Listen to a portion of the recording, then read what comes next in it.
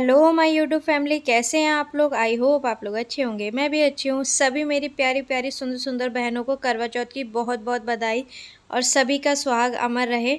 तो फ्रेंड, आज व्लॉग हो रहा है स्टार्ट करवा चौथ का। तो ये मैं अब तैयार हो रही हूँ, मार्केट से आ गई थी। आपने फर्स्ट व्लॉग में सब कुछ देख ही लिया कि मैं क्या क्या शॉपिंग करके लाई। तो अब मैं जल्दी से रेडी हो रही हूँ और रेडी होने के बाद मैं करूँगी पूजा की तैयारी। तो फटाफट से मैंने ये पिंक कलर की साड़ी पहन ली। ये मैंने अपने साड़ी कलेक्शन वाले ब्लॉग में भी दिखाया था जब मैंने करवा चौथ की शॉपिंग की थी। तो ये वही वीडियो। और मेकअप का मैंने डिटेल ब्लॉग नहीं बनाया क्योंकि मेकअप के मैं ऑलरेडी काफ़ी सारे वीडियोस चैनल पे शेयर कर चुकी हूँ। अगर आपने नहीं देखे तो आप चैनल पर जाके देख सकते हैं। Karva Chauth special makeup look, party look, सारे लुक मैंने शेयर किए हुए हैं। तो आप वहाँ पे जाके देख सकते हैं कि मैंने ये लुक कैसे क्रिएट किया अपना। और हम करवा चौथ के दिन 2 ड्रेस चेंज करते हैं। तो ये मेरा आफ्टरनून का लुक है, ड्रेस है। और मैं इवनिंग में अलग ड्रेस पहनूंगी तो वो आपको आगे देखने को मिलेगा। यहाँ पे मैं फटाफट से अपनी जो पायल वगैरह है वो पहन रही हूँ। वैसे मैं नॉर्मली घर में पायल नहीं पहनती हूँ, मुझे मतलब सूट नहीं करती है, बंदे बंदे से पैर लगते हैं। इसलिए मैं कोई ओकेशन होता है तभी मैं पायल पहनती हूँ। तो यहाँ पे मैंने पायल और बिछुए चेंज कर लिए। जैसे कि हम लोग बिछुए साल में एक बार चेंज करते हैं करवा चौथ पे। तो मैंने यहाँ पे बिछुए चेंज कर लिए और पायल और बिछुए मैंने पहले ही निकाल के रख लिए थे। तो फटाफट से मैंने उन्हें भी चेंज कर लिया है, पहन लिया है। अब चलिए जल्दी से चलते हैं पूजा की तैयारी के लिए। अरे लेकिन उससे पहले मैं बैंगल्स पहनना तो भूल ही गई। तो मैं यहाँ पे अपना राजपूती चूड़ा पहन रही हूँ, जो कि मैंने अपने चूड़ा कलेक्शन में भी दिखाया था कि ये मेरा फेवरेट चूड़ा है। तो मैंने आज यही वाला वेयर किया है क्योंकि अभी मैंने न्यू चूड़ा नहीं लिया है। और क्योंकि ना मुझे जो चूड़ा चाहिए था वो आउट ऑफ स्टॉक हो गया, तो इस वजह से मैं अपना यही वाला चूड़ा पहन रही हूँ। और जब मैं अपना नया चूड़ा लूँगी, वो मुझे रिसीव हो जाएगा तो मैं आप लोगों के साथ शेयर करूँगी। तो चलिए अब चलते हैं। उससे पहले मैं आपको फ़ाइनल लुक दिखा देती हूँ। तो ये है मेरा फ़ाइनल लुक, आप देख सकते हैं। मैंने बनारसी रानी कलर की साड़ी पहनी है और ब्लाउज़ का डिज़ाइन कुछ इस तरीके से। ऐसे ही सेम डिज़ाइन बैक पर भी है। तो चलो पूजा की तैयारी करने चलते हैं। तो यहाँ हम लोग पूजा के लिए बैठ गए हैं, जैसे कि आप देख सकते हैं। और मैंने सारा सामान ना लाकर पहले ही यहाँ पे रख दिया था। तो अब मैं जल्दी से अपनी चुन्नी ओढ़ लेती हूँ। ये मेरी शादी वाली चुन्नी है। करवा चौथ पे बोलते हैं ना वो चुन्नी ज़रूर ओढ़नी चाहिए, तो मैंने यहाँ पे वो चुन्नी ओढ़ ली है। सिंगल उड़ा तो बढ़िया, कोई बात नहीं, इधर उधर पड़ी रहेगी। बड़ी तो वो डबल तो वो हो जाएगी ज़्यादा बस।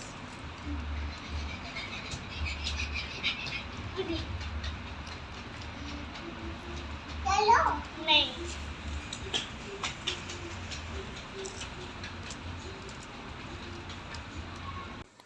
तो सबसे पहले माँ को चुन्नी उड़ाई, फिर माला पहनाई और जो 16 श्रृंगार होते हैं वो पूरा मैंने माँ को किया, जो कि आपने सामान सारा देखा ही था पहले वाले व्लॉग में।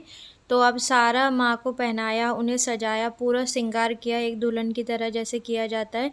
और आप देख रहे हैं यहाँ पे जैसे कि चूड़ी, सिंदूर, नेल पेंट, लिपस्टिक, बिंदी, ये सब लगा के मैंने माँ को बहुत ही ज़्यादा सुंदर तैयार कर दिया था। ये देखिए मैं पास से दिखा देती हूँ, बहुत ही सुंदर लग रही थी माँ। श्रृंगार करने के बाद जो फल और मीठी मट्ठी, फीकी मट्ठी थी वो सब हमने भोग में चढ़ा दी।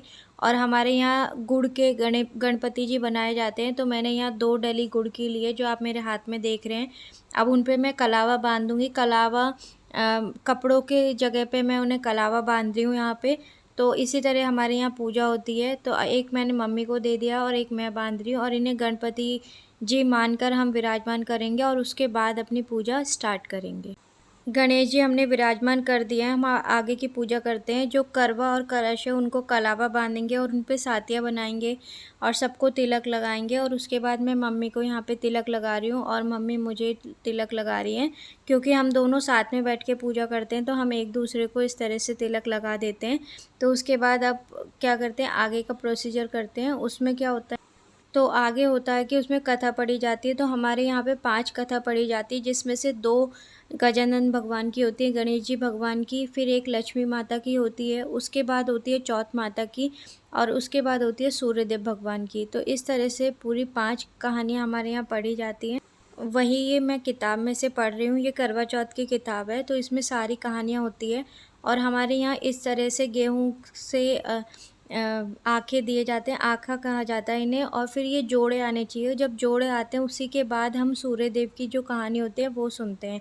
तो यहाँ पे हमारे जोड़े पूरे आ गए थे, और सूर्य देव की कहानी सुनने के बाद जो ये आँखा हैं ये हम कलश में डाल देंगे।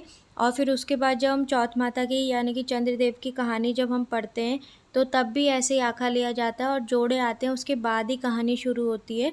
तो कहानी पूरी होने के बाद वो वाले जो आँखा होते हैं जो चंद्रदेव की और चौथ माता की कहानी के बाद हम पढ़ते हैं हाथ में लेकर, वो हम यहाँ पे करवे में डाल देते हैं और उसी से रात को चंद्र देवता को अर्घ देते हैं। तो यहाँ पे एक सूर्य देव की कहानी है वो मैं बता रही हूँ। कहानी पूरी होने के बाद अब यहाँ पे हम पढ़ रहे हैं आरती। पहले हम गणेश जी की आरती पढ़ते हैं, उसके बाद लक्ष्मी माँ की आरती पढ़ते हैं। तो यहाँ पर बच्चे भी आ गए जैसे कि आप देख सकते हैं।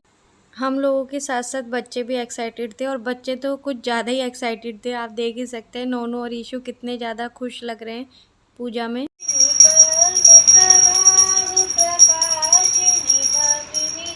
तो आरती हो चुकी है, अब भगवान से प्रार्थना करेंगे हम अपने सुहाग की लंबी उम्र की। और ये इवनिंग की पूजा होती है जैसे कि सभी को पता है, लेकिन मैं ये ब्लॉग डिटेल में बना रही हूँ क्योंकि सबके यहाँ के रीति रिवाज अलग अलग होते हैं।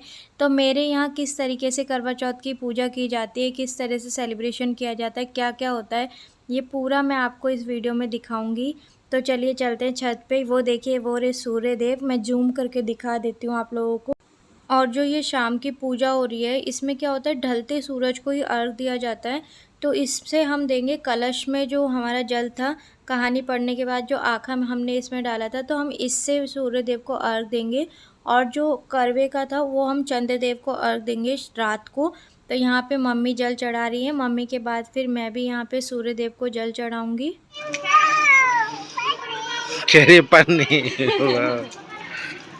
वाह वाह कर रही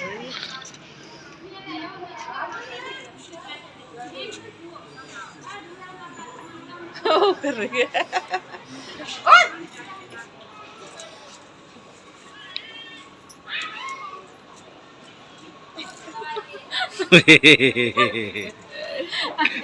आलसी बहुत है, झुकती नहीं है। तो पूजा के बाद यहाँ पे मैंने अपने बाल टाई कर लिए और अब खाने की तैयारी कर रही हूँ। यहाँ पे मैंने खीर बनने चढ़ा दी है, पनीर कट कर लिया, दही रखा है, किशमिश वगैरह काट के सब रख लिया है। और अब मैं खाना बना लूँगी। मैंने बिल्कुल भी रेस्ट नहीं किया है, मैंने सोचा पहले खाना बना लूँ ताकि जब शाम के लिए मैं तैयार हूँ तो मुझे रिलैक्स फ़ील हो। क्योंकि अभी जब मैं तैयार हुई थी तो मुझे रिलैक्स फ़ील नहीं हो रहा था, क्योंकि मैं तभी मार्केट से आई थी। आपने देखा ही था मेरे लास्ट व्लॉग में, है ना। तो यहाँ देखिए फटाफट से खीर में उबाल भी आ गया है। उबाल आने के बाद मैं इसमें थोड़ा-सा गोले का बुरादा डाल दूँगी, जिससे कि इसका टेस्ट और ज़्यादा इन्हेंस हो जाता है, बढ़ जाता है। तो आप देख ही सकते हो कलर भी अच्छा हो जाता है। तो यहाँ पे मैं अब खाना-वाना जल्दी-जल्दी से बना लूँगी, क्योंकि ना अभी वैसे ज़्यादा टाइम नहीं होता, काफ़ी टाइम था और मैंने अपना खाना-पीना टाइम से पहले ही बना लिया था। यहाँ बनाए थे मैंने मटर पनीर की सब्ज़ी, खीर, पूड़ी और रायता, और राइस भी बनाए थे, क्योंकि राइस के बिना सबको खाना अधूरा लगता है, इस वजह से मैंने राइस भी बनाए थे। और आगे की वीडियो आपको नेक्स्ट व्लॉग में मिलेगी। थैंक